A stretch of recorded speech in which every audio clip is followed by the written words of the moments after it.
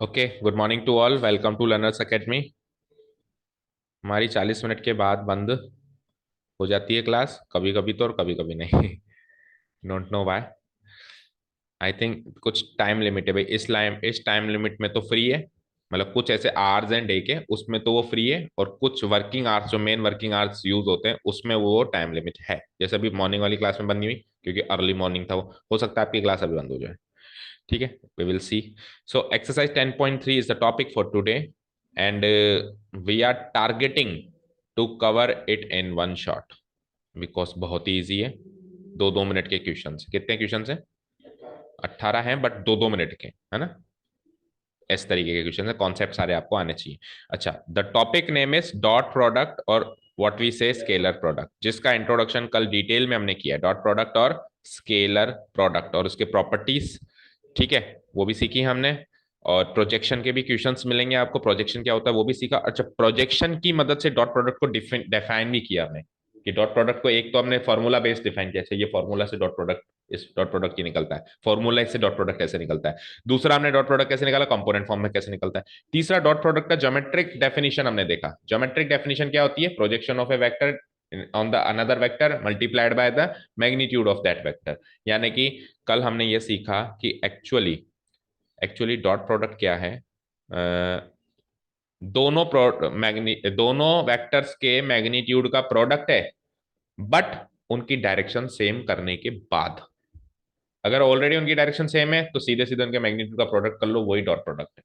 किसी ने कहा यार डॉट प्रोडक्ट क्या होता है दो वेक्टर्स का? यार उनके मैग्नीट्यूड का प्रोडक्ट होता है। क्या होता है? उनकी मैग्नीट्यूड का प्रोडक्ट होता है, लेकिन एक बात जोड़ दो आगे, उनकी डायरेक्शन सेम करने के बाद। अब डायरेक्शन ऑलरेडी सेम है तो ऐसे ही कर दो, और सेम नहीं है ऑलरेडी तो आप प्रोजेक्शन बनाओ। डायरेक्शन सेम करने के लिए आप क्या करोगे? उस वेक्टर का इस पे प्रोजेक्शन बनाओ, या इस वेक्टर का उस पे प्रोजेक्शन। प्रोजेक्शन बन जाएगा तो वो प्रोजेक्शन वेक्टर जो बनेगा उसकी और इसकी डायरेक्शन सेम हो गई। उस प्रोजेक्शन वेक्टर का मैग्नीट्यूड और उसके वेक्टर के मैग्नीट्यूड को प्रोडक्ट कर दो। ठीक है, this is the dot product of two. ठीक है, so let's start exercise 10.3 and see how much we know about the dot product of two vectors. Find the angle between two vectors straight away। Angle का question आ गया। ये क्या हो रहा है? क्यों प्रॉब्लम कर रहा है जी? Okay, find the angle between two vectors, vector A and vector B. Magnitudes are √3 and 2। Video problem कर रहा है ना? चलो बंद कर देते हैं, थोड़ी देर के बाद चलाएंगे ना। मैग्नीट्यूड आपको दे रखा है √3 and 2, और आपको डॉट प्रोडक्ट भी दे रखा है, और आपको एंगल निकालना है। तो आप क्या करोगे? एंगल का फॉर्मूला वैसे डायरेक्ट भी होता है, और नहीं तो आपको डॉट प्रोडक्ट पता होना चाहिए क्या होता है। ए डॉट बी की का फॉर्मूला, ये ए डॉट बी की वैल्यू गिवन है, लेट से ये तो गिवन वैल्यू है। और हमको ये भी तो पता है कि ए डॉट बी का फॉर्मूला फॉर्मूला से वो कैसे एक्सप्लोर होता है। कैसे एक्सप्लोर होता है बोलो Khushi? Magnitude of vector A into magnitude of vector B into cos theta. तो एक तरीके से इस बात की वैल्यू √6 गिवन हो गई। अब यहां से कॉस थीटा, आप एंगल चाहते हो तो कॉस थीटा की वैल्यू निकालनी पड़ेगी। तो कॉस थीटा की वैल्यू हो जाती है √6 divided by magnitude of vector ए भी गिवन है √3, और इंटू 2 वो भी गिवन है। समझ गए? अच्छा, √6 को क्या लिख सकते हैं? √2 इंटू √3, और नीचे क्या है? √3 इंटू 2। सो √3 से √3 गया, और ये इससे √2 टाइम्स गया। So it is 1/√2. So cos theta is 1/√2. So theta is cos inverse 1/√2। हम प्रिंसिपल वैल्यू लेंगे, प्रिंसिपल वैल्यू इज π/4। यानी एक्यूट एंगल उन दोनों वेक्टर्स के बीच में π/4 है। और एक ऑप्टिक्स एंगल भाई, हमेशा दो लाइंस के लो या दो वेक्टर्स के लो, दो एंगल बनाती है ना? एक तो जो सीधा सीधा निकलता है, और एक 180 से माइनस करके निकलता है। तो 45 डिग्री ये निकल रहा है, और मान लो दूसरे एंगल की बात करें तो 180 माइनस 45, भाई ये वेक्टर है ना? और ये वेक्टर है, तो एक एंगल तो ये बन रहा है और एक एंगल ये भी तो बन रहा है। तो ये एक जो निकला एक्यूट निकला है, तो ऑब्ट्यूस निकालने के लिए हम क्या कर देंगे?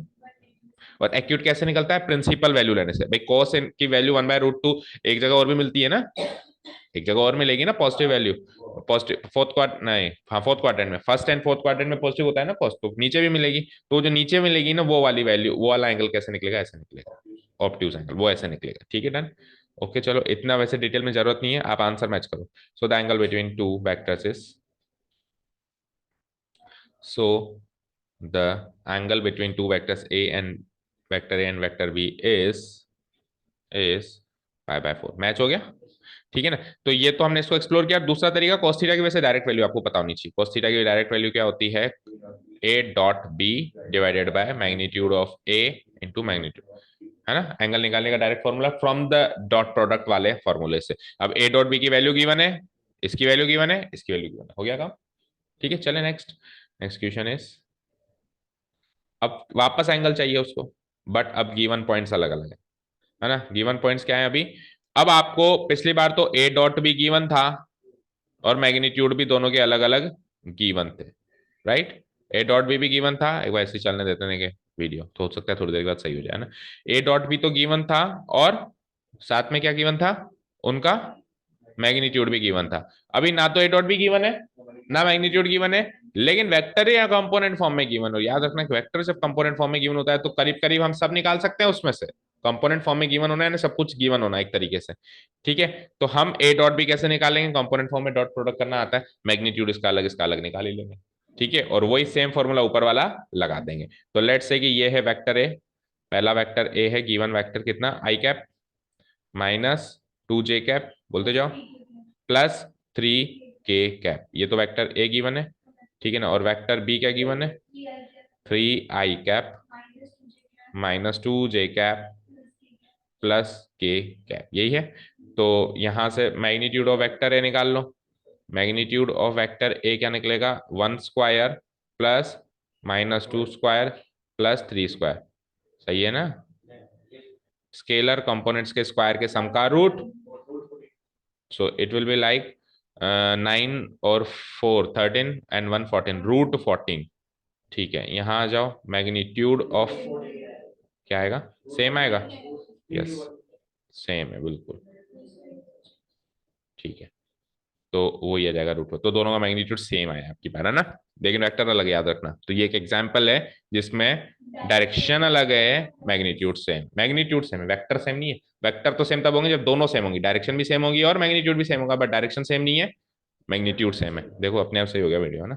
Okay, root 14 now what, now do one thing, इनका डॉट प्रोडक्ट भी लगे हाथ निकालो, तो सीधे सीधे अपने को उसमें बस पुटअप करना रहेगा फॉर्मूला में। ए डॉट बी निकालते हैं, तो ए डॉट बी कैसे निकालते हो, 1 into 3 times I cap plus -2 into -2 times J cap plus 3 into 1 times K cap. ठीक है ना, A1 A2 plus B1 B2, गलत कर दिया, आई कैप जे कैप के कैप क्यों निकाल रहे हो। Dot product is a scalar, A1 A2 plus B1 B2 plus C1 C2, that's it. ऐसा नहीं कि A1 A2 आई कैप प्लस B1 B2, ऐसा नहीं है ना, क्योंकि I cap into I cap 1 हो चुका है। Scalar product, we are dealing with dot product, so it is a scalar. तो ऐसी गलतियां करना भी जरूरी होता है बीच बीच में, है ना। 3 + 4 + 3 यानी कि 10। तो सब कुछ है, अब हमारे पास एंगल बिटवीन टू वेक्टर्स का हम फॉर्मूले में उसको पुटअप कर देंगे, एंगल बिटवीन टू वेक्टर्स। अब सीधा फॉर्मूला याद हो गया, डॉट प्रोडक्ट से क्या फॉर्मूला निकलता है, that is angle between two vectors is given bye a formula, is given by a formula cos theta a dot b magnitude of a magnitude of b.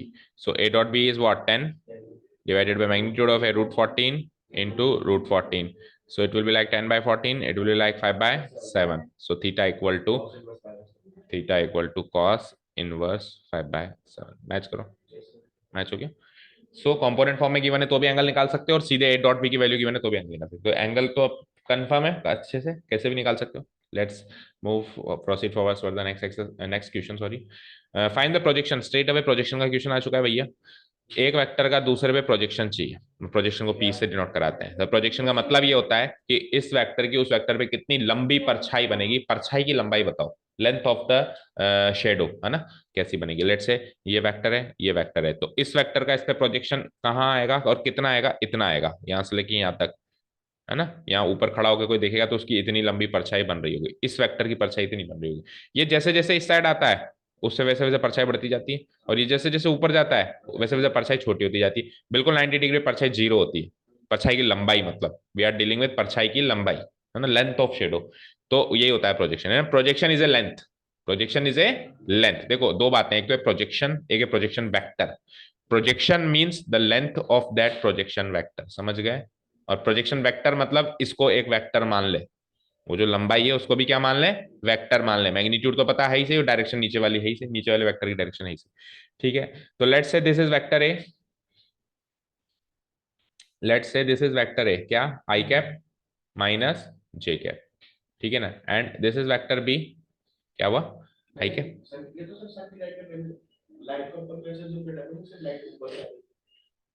उसके पीछे से आ रही है, हाँ ऊपर से आ रही है, बिल्कुल 90 डिग्री पे एज्यूम करनी पड़ेगी। अगर सन की पोजीशन भी चेंज करेंगे तो फिर तो बहुत सारी चीजें चेंज हो जाएगी।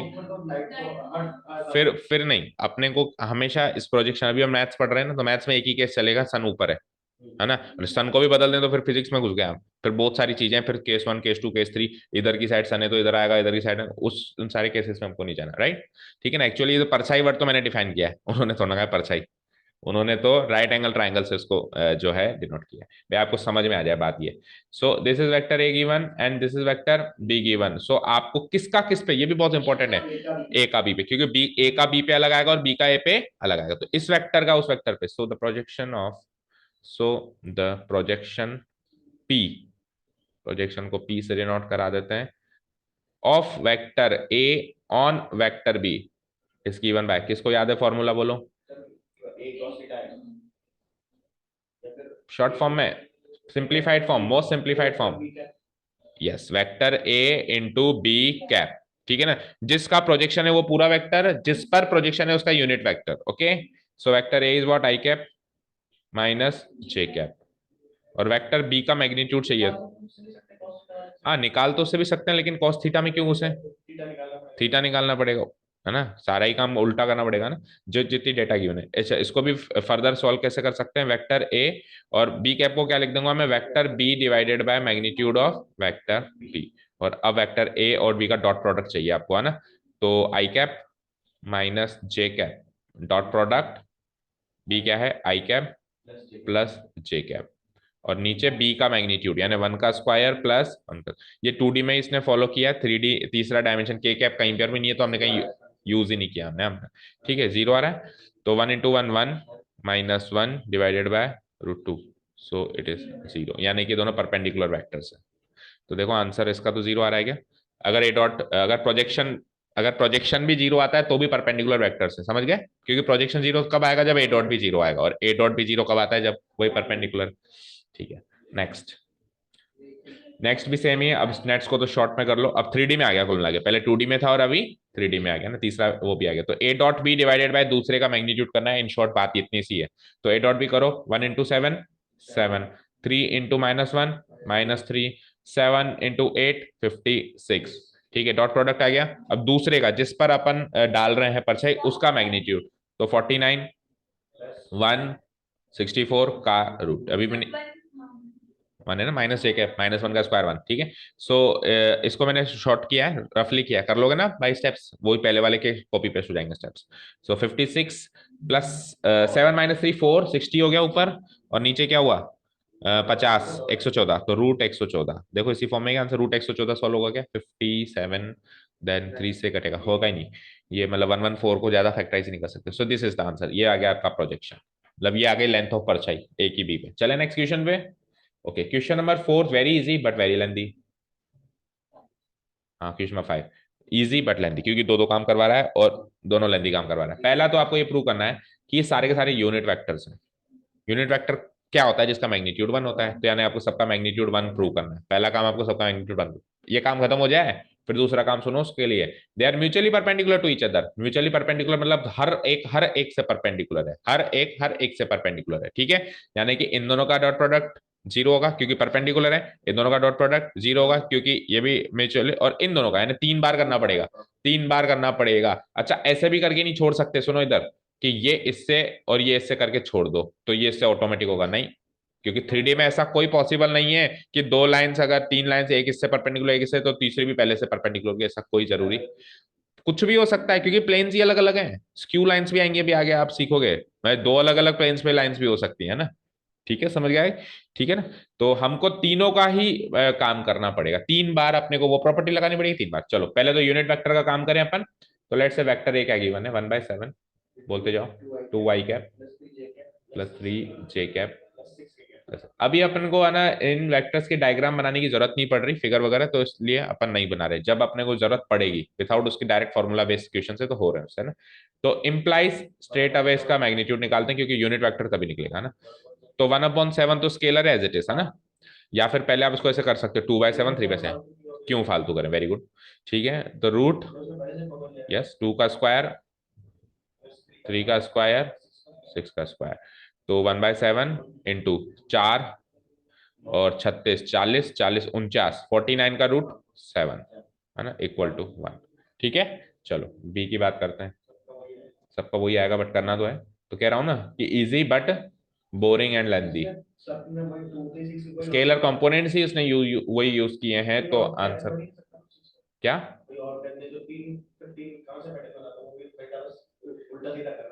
हाँ, क्योंकि उसको उसको परपेंडिकुलर भी बनाना है ना, बात ये, परपेंडिकुलर भी बनाना है। नहीं, मैग्नीट्यूड वन करने के लिए तो दूसरे वो भी ले सकता था वो, लेकिन फिर आप उसको परपेंडिकुलर नहीं कर सकते थे भाई। 1/7 को भी चेंज कर देते सब हो जाता, लेकिन परपेंडिकुलर करने के लिए एक ही तरीका है कि उनके उनको शफल भी करते जाओ, है ना, मैग्नीट्यूड भी वही रखना है। So magnitude of vector B, अब बाहर क्या है, वही सेम 1/7, और अंदर के क्वांटिटीज भी सेम है। देखो 3 यहाँ आ गया, 2 यहाँ आ गया, 6 यहाँ आ गया, तो कुल मिला के वही आएगा इंटू 7, करके देख लेना 1। ठीक है, नेक्स्ट सी में भी आ जाओ, यही होगा। तो था लेंदी बट हमने थोड़ा शॉर्ट में किया, थोड़ा स्मार्ट एंड थोड़ा सा क्विक। ठीक है, नेक्स्ट थर्ड वाला बोलना, देखें क्या है, 6 I cap minus 3 k cap. तो यहां से magnitude of vector C will come out to be वही 1/7 बाहर, और इसमें भी वही शफल हुआ है, 6 इधर आ गया, 3 इधर आ गया, 2 और माइनस प्लस का फर्क नहीं पड़ता, स्क्वायर कर ही देते हैं, सम कर देंगे तो सेम आ जाएगा, तो 1। तो इन तीन बातों से तो ये प्रूव हो गया, इंप्लाइज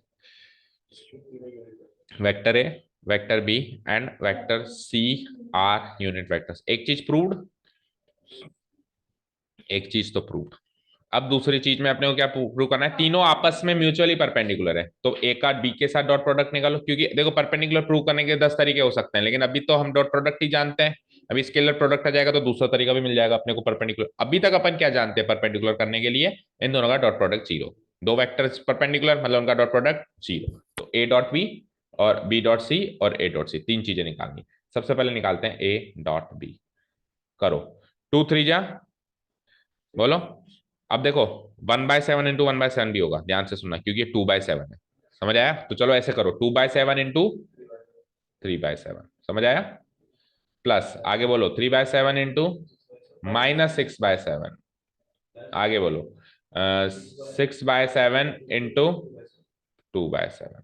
ठीक है, इसको सॉल्व करना है, तो ये हो जाएगा 2 3 जा 6/49 -18/49 प्लस 12/49 हो गया, 0 हो गया। देखो 6 + 12 18, 18 - 18 यानी 0/49, it comes out to be 0। चलो सेकंड वेरीफाई करते हैं, बी डॉट सी। ठीक है ना, बी डॉट सी में आप सीधे कर रहा हूँ, देखो 7 तो सबके नीचे आ रहा है, 7 इंटू 7 49 तो आएगा ही आएगा, है ना। 3 6 जा 18, थोड़ा शॉर्ट में कर रहा हूँ, -6 इंटू 12, 2 यानी -12, और 2 2 इंटू -3 -6 डिवाइडेड बाय 49, 1/7 इंटू 1/7 49 तो आएगा ही आएगा, तो ये भी 0। और last but not the least A dot C. अच्छा, कोई कैसे सी डॉट ए कर लूँ, कर ले, कॉम्पिटेटिव होता है, कॉम्पिटेटिव होता है, कुछ भी कर ले, हो तो कोई फर्क नहीं पड़ेगा। हाँ, वेक्टर थोड़ा ना, कोई स्केलर ही तो है। चलो, तो 2 इंटू 6 12, 3 इंटू 2 6, एंड 6 इंटू -3 -18, और डिवाइडेड बाय 49, ये भी हो जाएगा 0। तो ए डॉट बी, यहां से प्रूव हुआ कि vector A is perpendicular to vector B, क्योंकि डॉट प्रोडक्ट 0। यहां से प्रूव हुआ कि vector B is perpendicular to vector C, क्योंकि इनका डॉट प्रोडक्ट 0। यहां से प्रूव हुआ कि vector A perpendicular to vector C. और इन तीनों बातों से फिर क्या प्रूव हुआ, इन तीनों बातों से प्रूव हुआ कि they are mutually perpendicular to each other, implies क्या, ट्रांजिटिव। अच्छा, फंक्शन के रूप में ये ट्रांजिटिव हो गया, yes, transitive relation not function, transitive relation follow कर रही है, ठीक है ना। Vector A, vector B and vector C are mutually perpendicular to each other,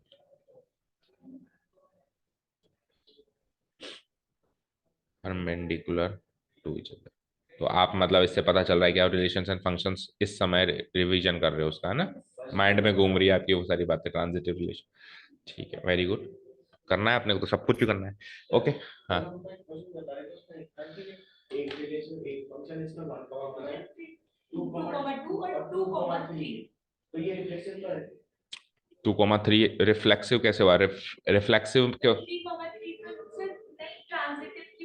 reflexive तो मैं तो 3,3 चाहिए ना। ट्रांजिटिव है कैसे? 1,1 एक बार बोलना क्या है, इसको डिलीट कर दूं, इसमें कोई डाउट नहीं है। ओके चलो हाँ क्या कह रहे हो? 1,1 2,2 2,3 ये आपको पेयर्स दे रखे हैं, ऑर्डर्ड पेयर्स है ना, रिलेशन आर में। और आपको देखना है कि ये क्या है। अच्छा इक्विवेलेंस, तो रिफ्लेक्सिव नहीं है तो इक्विवेलेंस वैसे ही नहीं, खत्म करो ना। ट्रांजिटिव पे फोकस करना है, ट्रांजिटिव है या नहीं। तो ट्रांजिटिव कैसे चेक करते हैं? ए कोमा बी हो, बी कोमा सी और ए कोमा सी होना चाहिए। तो यू कैन सी देखो 1,1 तो 1 से 1 पे ये खत्म हो रहा है, देखो ये 1 पे खत्म हो रहा है, तो 1 से स्टार्ट होने वाला पेयर है क्या? नहीं है। ये खुद ही है एक तरीके से, ये खुद, इसको छोड़ के दूसरा कोई पेयर है क्या? नहीं है। तो 1 इस 1 से तो टेस्ट लगा ही नहीं, टेस्ट नहीं लगना भी पास होना होता है। ठीक है बताया था, भूल गए? कोरोना में टेस्ट नहीं लगा तो सब पास। तो बस फिर वही कोरोना फॉलो करता ही है ना। हाँ, देखते हैं ना भी हाँ। 2 से एंड हुआ तो हो रहा है, तो पास भी हो रहा है।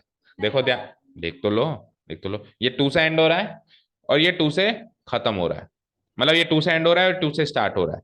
तो अब 2,3 चाहिए, तो 2,3 खुद ही है ना। पहले टेस्ट लगाया तुमने, टेस्ट कैसे लगाते हैं कि 2 से खत्म हो रहा है और वो 2 से स्टार्ट हो रहा है, समझ आया? तो अब आपको क्या चाहिए? 2,3 चाहिए, यही तो चाहिए। तो 2,3 तो ये खुद ही है ना बेटा, है ना, उसका तीसरा ए कोमा सी भी वहां पे मौजूद है कि नहीं है? है ना। और तीसरा टेस्ट लगा ही नहीं क्योंकि 3 से कोई स्टार्ट हो ही नहीं रहा, तो 2 बार तो टेस्ट नहीं लगा। भाई 3 पेयर है, तीनों को चेक कर लो, 2 बार तो टेस्ट ही नहीं लगा और 1 बार लगा तो पास हो गया, तो पप्पू पास हो गया। दैट मीन्स ट्रांजिटिव रिलेशन है वो, बट रिफ्लेक्सिव नहीं है, इसलिए वो इक्वलेंस नहीं। डन, ठीक है ना। ओके चलो, तो बहस छिड़ी गया इस पे अच्छी खासी।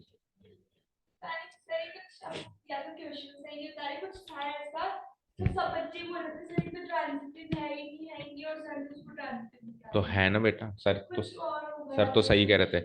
Okay find magnitude of vector है, मैग्नीट्यूड ऑफ वेक्टर भी, डॉट प्रोडक्ट गिवन है और मैग्नीट्यूड का रिलेशन गिवन है। Very good. देखो अब कल आप उन दोनों सेशंस में एब्सेंट थे, कॉशी स्क्वाड्स और ट्रायंगल इनइक्वालिटी, हालांकि उससे उस पे बेस्ड क्वेश्चन नहीं है ये, लेकिन उसको प्रूव करने के लिए एक प्रोसेस फॉलो किया था हमने।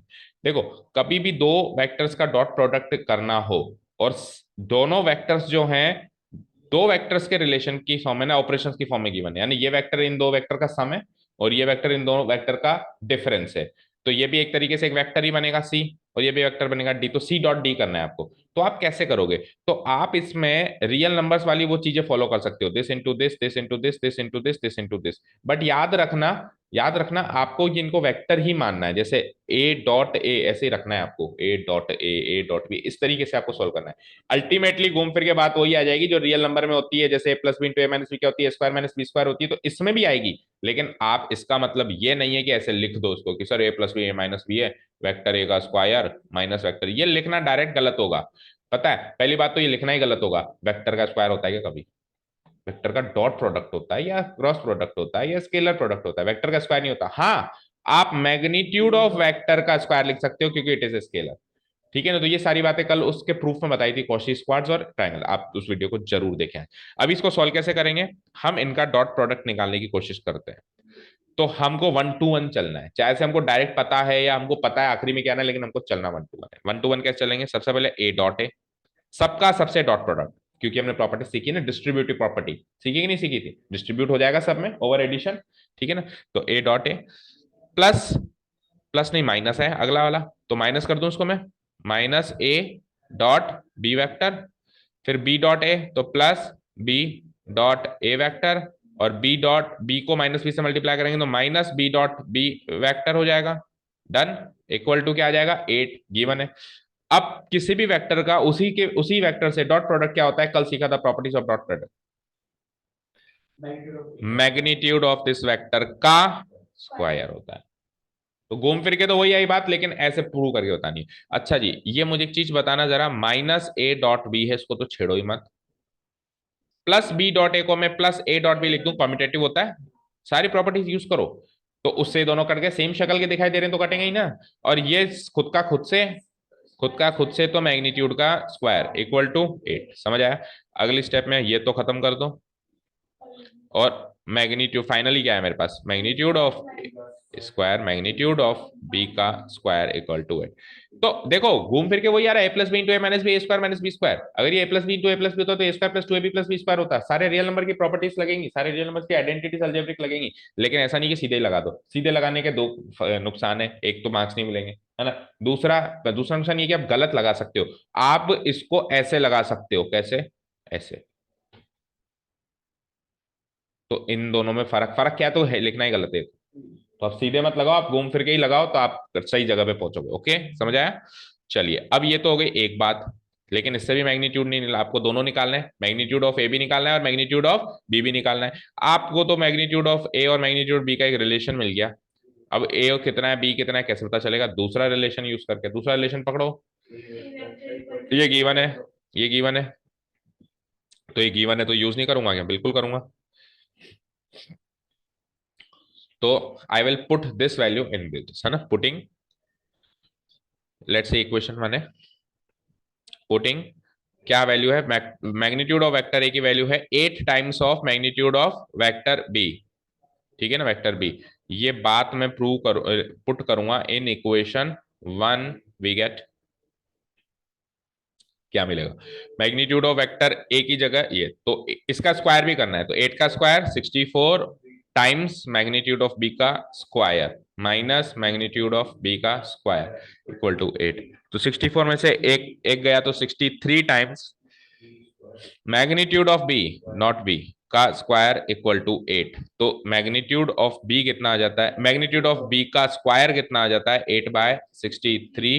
तो स्क्वायर हटेगा तो रूट लगेगा, तो इट विल बी लाइक 8 का रूट 2√2 और 63 का करना जरा 21, तो 3√7, चेक कर लो। तो ये आ गया मैग्नीट्यूड ऑफ बी। आपको ए भी चाहिए, तो ए चाहिए तो ये इसका 8 गुना है ना, गिवन है ना। तो मैग्नीट्यूड ऑफ ए कितना हो जाएगा, 8 गुना ऑफ दिस, तो 8 2 जा 8 times of this 2√2 divided by 3√7। तो इट विल बी लाइक 8 2 जा 16√2 डिवाइडेड बाय 3 रूट। तो मैग्नीट्यूड ऑफ ए तो ये आ रहा है बेटा, एंड मैग्नीट्यूड ऑफ बी आ रहा है, चेक कर लो। बोलो, any doubt?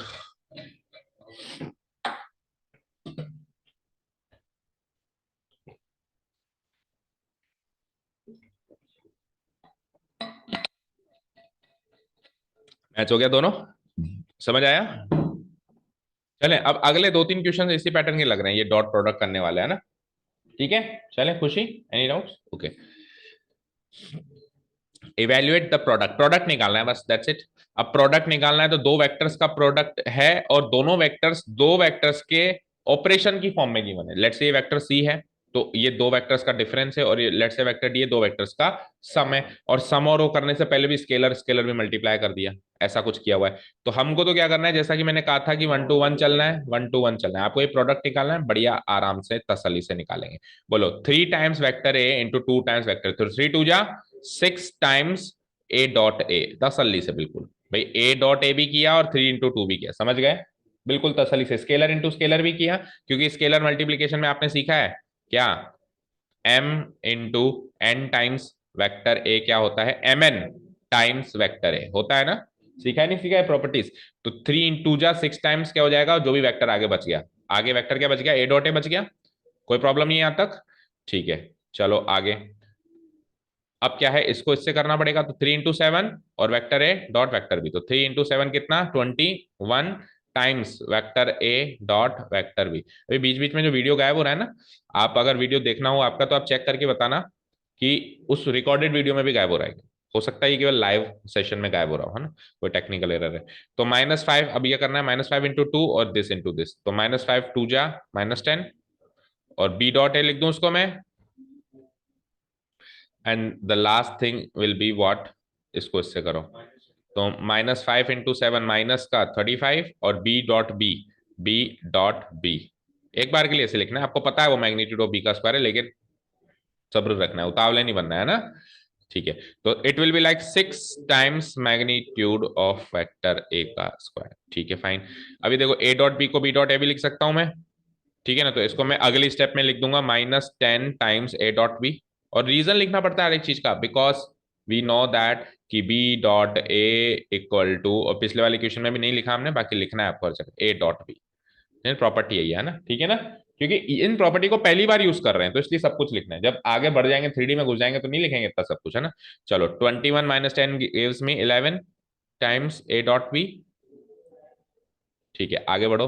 -35 times magnitude of vector B का स्क्वायर। सो बस दैट्स इट। चेक करो आंसर ये क्या। माइनस 8 आएगा, क्या माइनस 8 आएगा, माइनस 10 और प्लस 2 है, ये 21 है ना। 21 आएगा।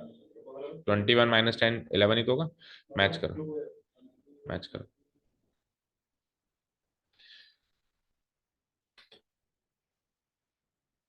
मैच करो। वेक्टर यानी मैग्नीट्यूड ऑफ वेक्टर, बोलना सही सीखो तो गलती नहीं करोगे। 6 टाइम्स मैग्नीट्यूड ऑफ ए का square plus 11 times A dot B -35 times magnitude of B का स्क्वायर। अच्छा, दो वेक्टर्स का डॉट प्रोडक्ट स्केलर होता है या वेक्टर होता है? स्केलर होता है, बट ये तो वेक्टर निकला ए डॉट बी, वो भी तो स्केलर ही है। वो भी तो स्केलर ही है। तो ऐसे मतलब कंफ्यूजन ऐसे हो सकता है कि ये मैग्नीट्यूड है, एक स्केलर क्वांटिटी है, ये मैग्नीट्यूड है इसके, तो ये वेक्टर कहां से लेके यहाँ मैग्नीट्यूड क्यों नहीं बनाया? तो बच्चे फिर क्या करते हैं, चलो इसको भी मैग्नीट्यूड बना देते हैं, गलती हो जाती है भाई, ऐसा लगता है ना, इसको भी मैग्नीट्यूड बना देते हैं। बट इनडायरेक्टली पता होना चाहिए कि A dot B is also scalar. अब आपको ए की और बी की वैल्यू ही नहीं पता तो ए डॉट बी कहां से लगाऊं मैं? ए और की वेक्टर ए की कंपोनेंट फॉर्म या बी वेक्टर की कंपोनेंट फॉर्म दे दो तो मैं लगा देता हूँ। नहीं पता तो ए डॉट बी लिखूंगा ना, बट है तो वो भी स्केलर। फाइन। चलो next. Now what, question number 8, find the magnitude of two vectors. दो वेक्टर्स का मैग्नीट्यूड बताना है। अच्छा, वेक्टर का मैग्नीट्यूड सेम है, यानी कि क्या गिवन हो गया, magnitude of vector A equal to magnitude of vector B, ये गिवन हो गया स्ट्रेट अवे। और दोनों निकालने हैं आपको, equal to what, equal to question mark हो गया, ये निकालना है आपको, ये क्वेश्चन हो गया ना। आगे इनके बीच का एंगल दे रखा है और इनका स्केलर प्रोडक्ट दे रखा है, तो इनके बीच का एंगल थीटा दे रखा है कितना, 60 डिग्री गिवन। और डॉट प्रोडक्ट यानी ए डॉट स्केलर प्रोडक्ट लिखा हुआ है, स्केलर प्रोडक्ट डॉट प्रोडक्ट ही होता है, ये गिवन है 1/2। तो आप straight away A dot B को एक्सप्लोर कर दो। क्या गिवन है ए डॉट बी, बोलो। 1/2। तो ए डॉट बी को एक्सप्लोर करना, ये तो बहुत आसान क्वेश्चन है, पता नहीं क्यों आ गया यहाँ पे। मैग्नीट्यूड ऑफ वेक्टर ए, हाँ फर्स्ट सेकंड नहीं होता है तो हाँ, और कॉस थीटा यही होता है, इक्वल टू क्या हो गया 1/2।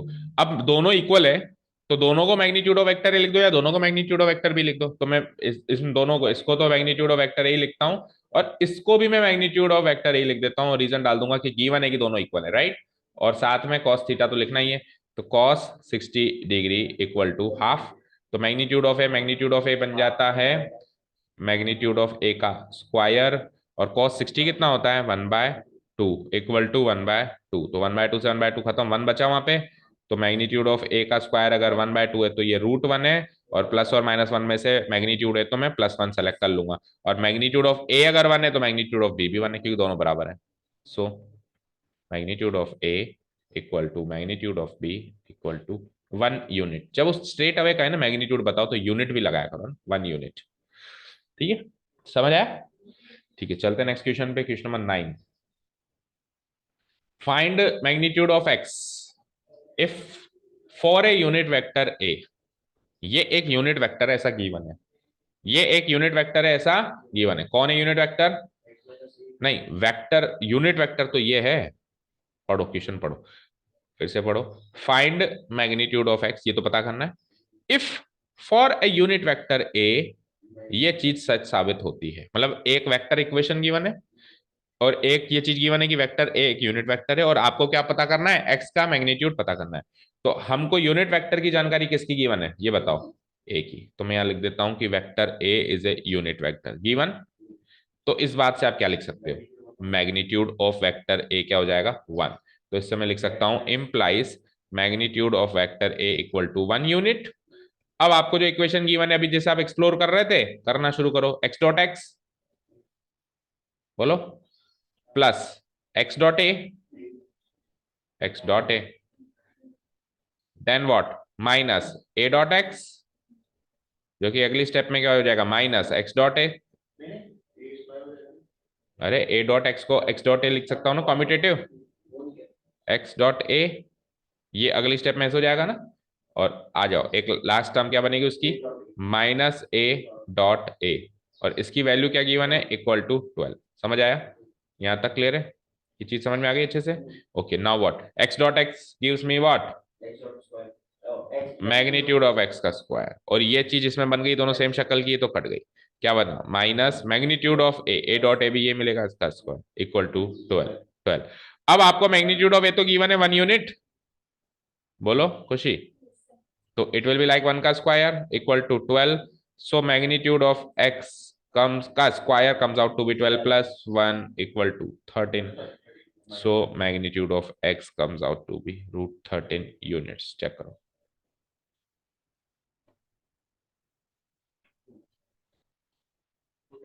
ठीक है ना। यहाँ पे रीजन डालना है because X dot A equal to A dot X, competitive property. यहाँ पे रीजन डालना है गिवन, ये मैग्नीट्यूड ऑफ ए का वैल्यू डाली ना 1, वो गिवन है, ठीक है। थोड़ा सा हम रफली चल रहे हैं, आई होप यू आप समझ रहे होंगे सब कुछ, है ना। एक दो स्टेप्स अपन मिस भी कर देते हैं, क्योंकि हमारा टारगेट है आज इसको खत्म ही करना है ना, क्योंकि वेक्टर प्रोडक्ट की एक्सरसाइज इतनी आसानी से खत्म नहीं होगी, तो डॉट प्रोडक्ट तो खत्म कर रहे हैं ना। बोलो 10th क्वेश्चन क्या है, vector A given, vector B given, vector C given, such that एक तीसरा चौथा वेक्टर बना दिया, तीन तो गिवन थे और एक चौथा वेक्टर बना दिया वेक्टर डी, जिसको कैसे डिफाइन किया, वेक्टर ए में लैम्डा टाइम्स वेक्टर बी जोड़कर, है ना। अब ये जो वेक्टर डी है ये इस सी से परपेंडिकुलर है, तो इन दोनों का डॉट प्रोडक्ट 0 हो जाएगा, समझ गए, और लैम्डा निकल जाएगा, वेरी गुड, समझ गए ना भाई। ये अगर इससे परपेंडिकुलर है तो इस वेक्टर और ये जो भी बनेगा वेक्टर, इसका डॉट प्रोडक्ट इक्वल टू 0 रख सकता हूं, तो वहां से लैम्डा इजीली निकल के आ जाएगा, ठीक है ना, क्वेश्चन समझ आया। ओके, तो सबसे पहले अपन वेक्टर डी डिफाइन कर देते हैं इस वेक्टर को, है ना। Vector D which is defined as vector A plus lambda times vector B, चलो तसल्ली से करते हैं, कोई जल्दीबाजी नहीं। वेक्टर ए क्या है, 2 I cap plus 2 J cap plus 3 K cap plus lambda times vector B क्या है, minus I cap plus 2 J cap plus K cap, fine. अब इसको मल्टीप्लाई करना, जोड़ना सब आप जानते हो। देखो आई कैप के कंपोनेंट्स क्या होंगे, 2 माइनस लैम्डा, लैम्डा इंटू -1, और जे कैप के क्या होंगे, 2 प्लस 2 लैम्डा और 3 माइनस लैम्डा, है ना, 3 माइनस लैम्डा, 3 लैम्डा नहीं 3 माइनस लैम्डा, क्योंकि लैम्डा इंटू 1 क्या हो जाएगा, नहीं 3 plus lambda, sorry 3 plus lambda, yes. तो it will be like 2 minus lambda times I cap, short में कर दिया थोड़ा सा मैंने। डॉट प्रोडक्ट कहाँ कर रहे हैं अभी, तो सम ही कर रहे हैं, अभी तो ऑपरेशन ही लगा रहे हैं। ओके, इधर आओ, 2 plus 2 lambda times J cap और 3 plus lambda times K cap, यहां तक समझ आया। ये आ गया आपका फाइनली वेक्टर डी। अब डी सी से परपेंडिकुलर है, also vector D is perpendicular to vector C, ये गिवन है बात, ये बात आपको बुक देती है गिवन, तो इन दोनों का डॉट प्रोडक्ट क्या कर दूं मैं, जी, और वहां से lambda clear. So implies D dot C equal to 0, तो डी ये है सी ये है, तो डॉट प्रोडक्ट कैसे करते हैं, this into this into this, ऐसे ही करते हो, कर दूं डायरेक्ट। आपको वैसे एग्जाम में क्या करना है, डी लिखना है एक बार पूरा यहाँ पे, डॉट फिर सी लिखना है, और फिर इक्वल टू 0, फिर 1 to 1 मल्टीप्लाई करना है ना। एग्जाम में प्रोसीजर्स फॉलो करेंगे आप to secure the full marks in your board exams, ठीक है। वेक्टर डी का स्केलर कंपोनेंट आई कैप वाला कंपोनेंट है ये, उसका आई कैप कंपोनेंट, तो 3 into 2 minus lambda plus J cap वाला कंपोनेंट उसका 1 है, तो 1 इंटू 2 प्लस 2 लैम्डा, और के कैप का कंपोनेंट ही नहीं है वहां पे, तो 0 into 3 plus lambda equal to 0। K cap क्यों लगा रहे हो, we are dealing with scalar product, है ना। तो 3 2 जा 6 माइनस 3 लैम्डा और प्लस 2 लैम्डा इक्वल टू 0, तो -3 लैम्डा प्लस 2 लैम्डा के बीच में minus lambda, 6 plus 2 8 equal to 0, तो lambda equal to 8, answer check करो।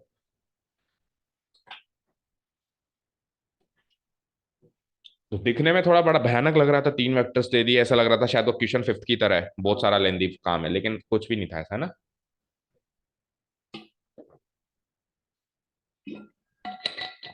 11 की तरफ चढ़ो, show that what needs to be shown, let's check it out, show that this is perpendicular to this for any two non-zero। अब इसको read कैसे करेंगे वो बहुत इंपॉर्टेंट है। देखो बी वेक्टर का स्केलर पार्ट है, मतलब स्केलर मल्टीप्लीकेशन है ये, और स्केलर मल्टीप्लीकेशन में से 3 2 5 ऐसे होता है, तो इसने क्या कह दिया, मैग्नीट्यूड ऑफ ए कर दिया, तो है तो ये भी एक स्केलर। तो magnitude of A times vector B plus magnitude of B times vector A, ये वेक्टर इस वेक्टर के परपेंडिकुलर होगा, ऐसा शो करना है, magnitude of A times vector B minus magnitude of E. तो अगर ये वेक्टर इसके परपेंडिकुलर होगा तो इनका dot product should be equal to 0। तो मैं let's find out the dot product, है ना। लेट्स से ये वेक्टर सी है और लेट्स से ये वेक्टर डी है। पहले तो मैं दोनों वेक्टर को तसल्ली से लिख दूंगा। नाउ सी डॉट डी निकालूंगा। नाउ सी डॉट डी निकालने के लिए लिखो, सी क्या है, सी है magnitude of A times vector B plus magnitude of B times vector A, ये तो है सी। डॉट डी क्या है, magnitude of A times vector B minus magnitude of B times vector A. ठीक है, दैट्स इट। चलिए इसको निकालते हैं, तो 1 to 1 जैसे करते थे डॉट प्रोडक्ट। तो देखो ये scalar into scalar, magnitude of A into magnitude of A क्या हो जाएगा, मैग्नीट्यूड ऑफ ए का स्क्वायर, और आगे वेक्टर से वेक्टर भी कराओ तो बी डॉट बी, जो कि अगली स्टेप में वो भी बी मैग्नीट्यूड ऑफ बी का स्क्वायर हो जाएगा। अब इसको इससे करा दिया, अब इसको उससे कराओ नेक्स्ट पार्ट में, है ना, कराओ। तो मैग्नीट्यूड ऑफ ए माइनस लगेगा सबसे पहले, तो मैग्नीट्यूड ऑफ ए और मैग्नीट्यूड ऑफ बी क्या बनेंगे, magnitude of A into magnitude of B, और वेक्टर से वेक्टर कराओ तो B dot A, B dot A, भाई स्केलर को स्केलर से वेक्टर को वेक्टर से, प्लस इधर आओ magnitude of B into magnitude of vector A हुआ स्केलर टू स्केलर, तो और ए डॉट बी हो जाएगा वेक्टर टू वेक्टर, और फाइनली क्या हो जाएगा, माइनस मैग्नीट्यूड ऑफ बी का होल स्क्वायर और A dot A, A dot ए। ठीक है, यहां तक क्लियर है। अब आप ध्यान से देखिए, ये बीच की दो कंपोनेंट्स तो कट चुकी हैं। इसमें देखो मैग्नीट्यूड ऑफ ए है, मैग्नीट्यूड ऑफ बी है, इसमें भी है मैग्नीट्यूड ऑफ ए, इसमें बी डॉट ए है, इसमें ए डॉट बी है। तो अगली स्टेप में से ए डॉट बी को मैं B dot A commutative form में लिख दूं तो दोनों सेम हो गए, सो ये तो कट गए प्लस माइनस में। अब इधर क्या आया, मैग्नीट्यूड ऑफ ए का स्क्वायर, और बी डॉट बी क्या होगा, मैग्नीट्यूड ऑफ बी का स्क्वायर। ठीक है, और इधर ये माइनस में है ना, तो माइनस मैग्नीट्यूड ऑफ बी का स्क्वायर, और ए डॉट ए क्या होगा, मैग्नीट्यूड ऑफ ए का स्क्वायर। ये लो, ये भी scalar into scalar, scalar into same शक्ल की दिखाई दे रहे हैं, तो ये दोनों भी कट के क्या हो जाएंगे, 0। तो अगर सी डॉट डी 0 है तो इंप्लाइज की, क्या इंप्लाई करता है कि सी इज परपेंडिकुलर टू डी। यही प्रूव करना था, प्रूव। वो तो देखो रेडी हो गया, ये C dot D, C perpendicular to D prove हो गया। बताओ समझ आया, खुशी समझ आया, जाओ तो फिर तैयार हो, वीडियो देखोगे और क्या करोगे। ठीक है, चलें खुशी, हम लोग आगे। हाँ, आप लोग, आप तो है ना अभी, आप तो रेडी होके आए हो, क्यों उसके बाद क्या करोगे। अच्छा, खाना खाना, किसको, विनीत को स्कूल छोड़ने जाते हो, मतलब टू व्हीलर पे, फिर वापस आप लाते हो स्कूटी, फिर आप स्कूटी से जाते हो, ओके। तो वापस मतलब उधर से निकल जाते हो बीडीपीडीएस से। सो क्वेश्चन नंबर 11 हुआ, अभी 12th देखते हैं।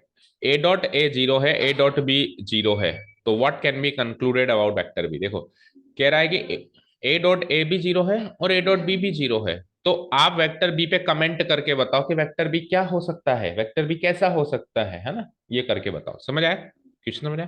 तो देखो मुझे एक चीज बताओ, ए डॉट ए 0 है, एंड साथ में और क्या गिवन है, ए डॉट बी भी 0 है।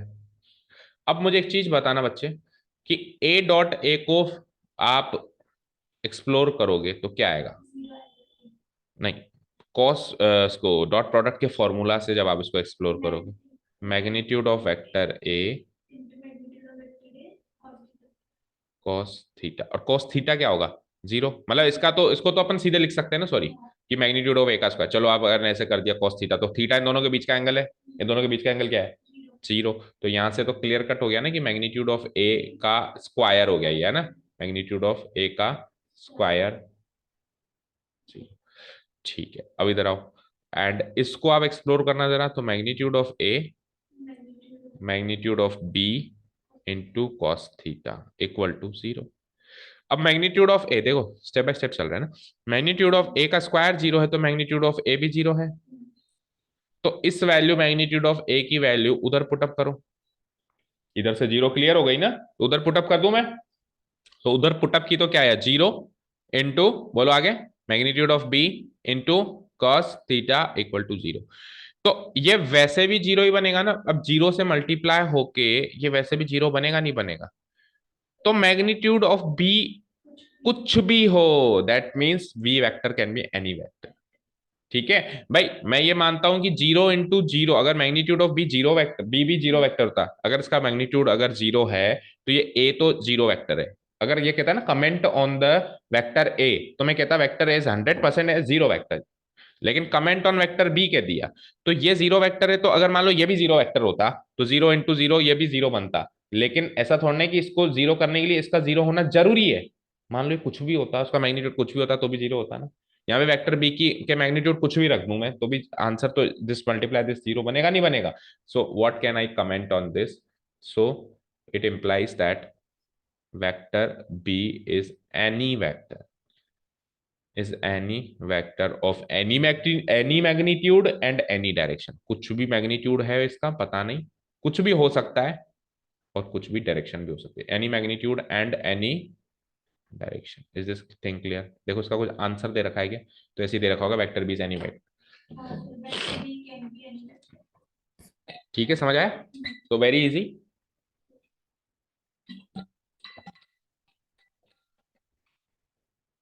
क्वेश्चन नंबर 14 तक कर जाओ सब, है ना।